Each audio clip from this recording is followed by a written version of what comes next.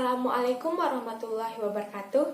Halo semuanya, perkenalkan nama saya Emma Suryani Azmi, NIM E1R022047 dari Fakultas Keguruan dan Ilmu Pendidikan, Program Studi Pendidikan Matematika, Universitas Mataram. Pada kali ini saya akan membahas mengenai pemutakhiran mata kuliah Pendidikan Pancasila di era Revolusi Industri 4.0 atau biasa disebut sebagai era revolusi industri yang keempat.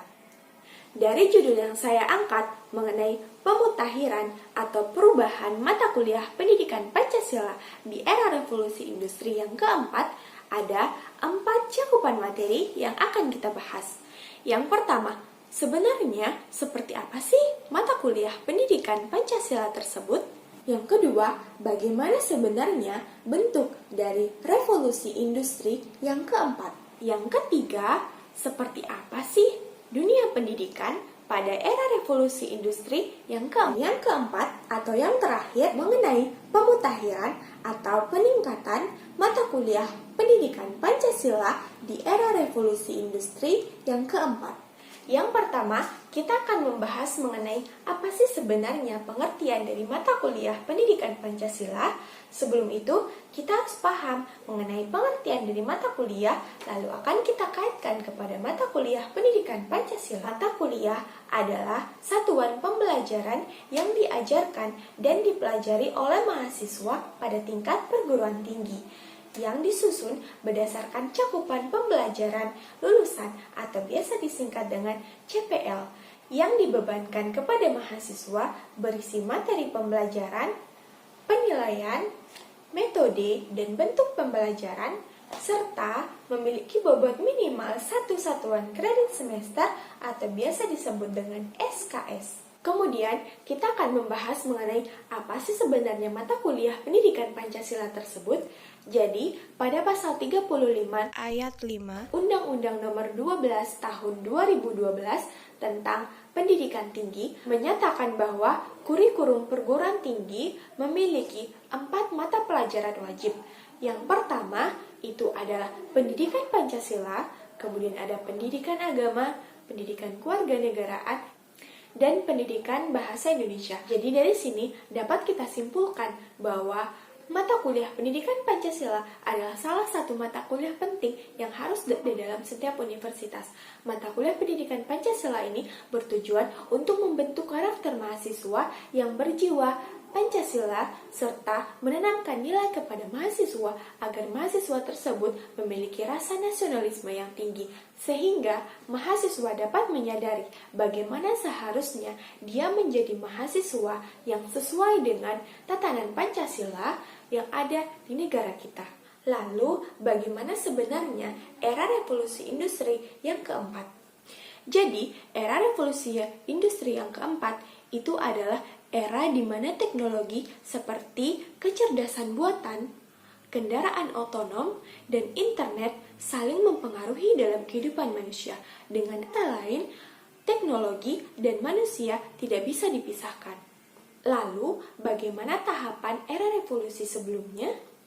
Era revolusi industri yang pertama itu ditandai dengan adanya mesin uap dan mesin manufaktur pada abad ke-18. Era revolusi industri yang kedua ditandai dengan adanya produksi massal dan mesin listrik pada abad ke-19. Kemudian, era revolusi industri yang ketiga itu ditandai dengan adanya komputer dan teknologi informasi pada abad ke-20. Dan era revolusi industri yang keempat itu adalah sekarang. Lalu, kita akan membahas mengenai seperti apa sih bentuk pendidikan pada era revolusi industri 4.0. Dunia pendidikan pada era revolusi yang keempat ini sangat menonjol dalam bidang teknologi. Adapun dampak positif dan dampak negatif yang terjadi pada dunia pendidikan di era revolusi industri yang keempat. Adapun dampak positif yang pertama, tidak terikat tempat dan waktu. Artinya, dimanapun dan kapanpun kita dapat belajar. Yang kedua, dorong siswa untuk lebih aktif, inovatif, dan kreatif. Ketiga, siswa dapat memilih bagaimana cara mereka belajar. Dan yang terakhir, pelajaran lebih efektif karena biasanya para siswa diajarkan materi lebih matang terlebih dahulu sebelum terjun ke lapangan.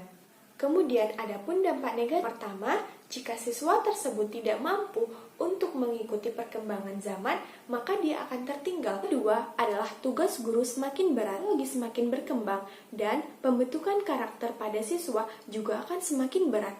Kemudian, pembentukan karakter yang semakin berat karena pada saat ini teknologi dapat disaring oleh siapapun. Baik dan buruknya itu tergantung dari siapa yang menerima teknologi tersebut. Jadi, peran guru sangat dibutuhkan dalam hal ini. Lalu, bagaimana solusi yang tepat untuk meningkatkan mutu pendidikan Pancasila di era revolusi industri yang keempat?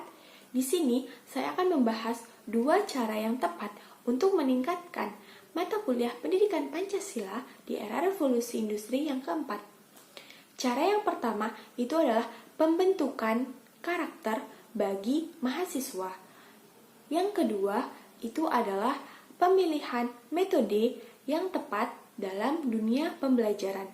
Pembentukan karakter yang dimaksud di sini adalah PPKP, yaitu penguatan pendidikan karakter Pancasila di kalangan mahasiswa. PPKP ini bertujuan untuk menumbuhkan nilai Pancasila di kalangan mahasiswa secara struktur, sistematis, ataupun masif, yaitu berupa nilai-nilai religius, jujur, nasionalisme, patriotisme, dan nilai-nilai kebangsaan lainnya. Hal ini mampu membekali mahasiswa bagaimana caranya mengerti, memahami, dan menerapkan nilai-nilai ideologi dalam dirinya sendiri untuk menghadapi era revolusi industri yang keempat, baik di dalam kampus maupun di luar kampus pada saat dia sedang mengabdi di masyarakat. Cara yang kedua itu adalah melibatkan teknologi. Yang dapat kita lakukan yaitu pengubahan media pembelajaran berbasis teknologi. Pengubahan media pembelajaran berbasis teknologi ini bertujuan agar pembelajaran di dalam kelas tidak terjadi satu arah saja, yaitu dari mahasiswa ke dosen atau dari dosen ke mahasiswa. Biasanya, mata kuliah pendidikan Pancasila itu adalah salah satu mata kuliah yang dicap sebagai mata kuliah yang membosankan. Bagaimana dosen hanya memberikan sebuah materi, lalu mahasiswa hanya sebagai pendengar saja. Hal ini kurang efektif, apalagi pada era revolusi industri yang keempat. Karena pada era revolusi industri yang keempat ini interaktif itu sangat dibutuhkan.